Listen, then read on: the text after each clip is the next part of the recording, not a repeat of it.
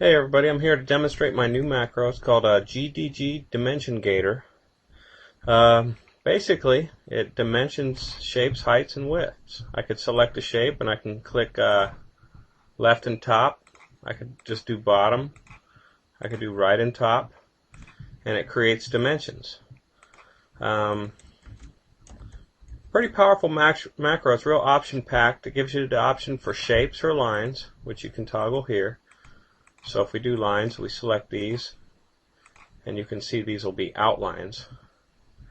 You can choose different fonts and styles and colors for this. Gives you the option to put a box around the items. So if I do box, and say we do shapes, and we click right there. My box color is the same color as the dimensions because I didn't change that in settings, but it would put a box, and you can use this to make quick sample proofs for your customers for decal designs or whatever you have to be creating in Draw. Really option packed. You got lots of settings here. We got auto mode. We'll start here with our distance away. Let me put the shapes back.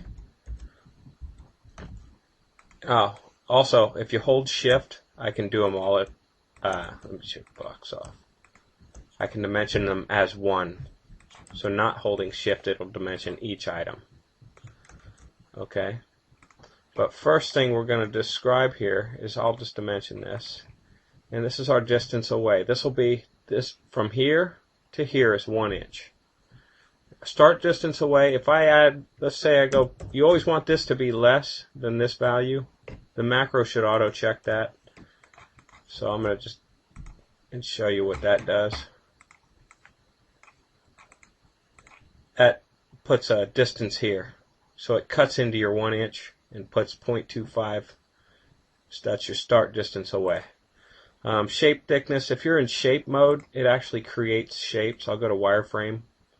And then in line mode, if I put on line mode, it would actually create outlines. Both modes are handy depending on what your projects are.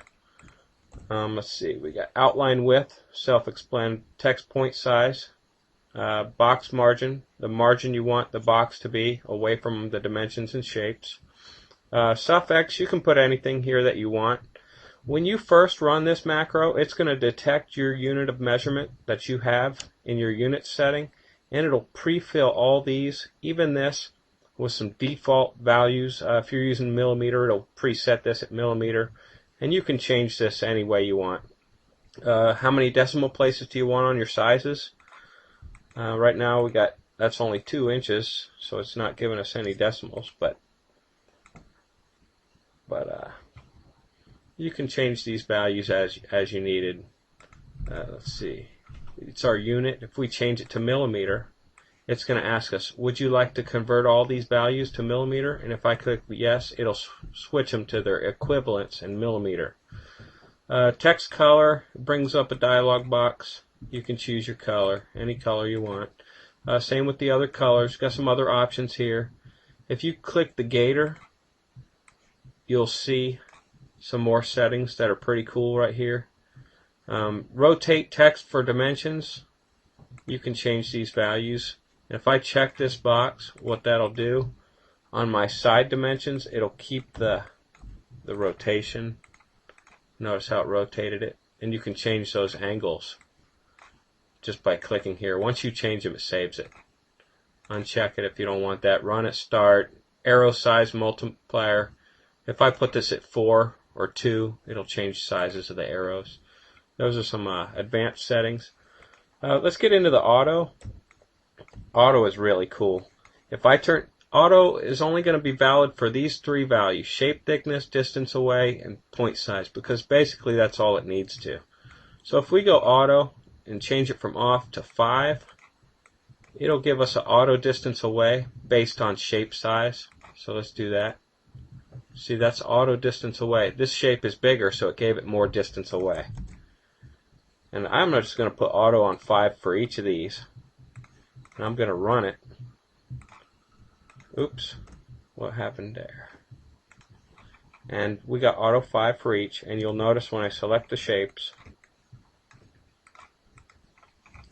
auto sizes If I have a smaller shape, it'll auto. Some people like their auto modes on. Some people might want to use these default values. One of the most powerful things about this macro is you can save your settings. You can add a preset. If I switch, I put another one here. I'll go mine 3. That's one of my presets. It remembers every setting in the entire macro, including these settings. Color mode for labels, it even remembers that setting. So watch what happens when I change back to my default preset. See the colors, even the labels change because I saved those presets. See all that? So I kind of know I'm on that preset. And real powerful macro. Here's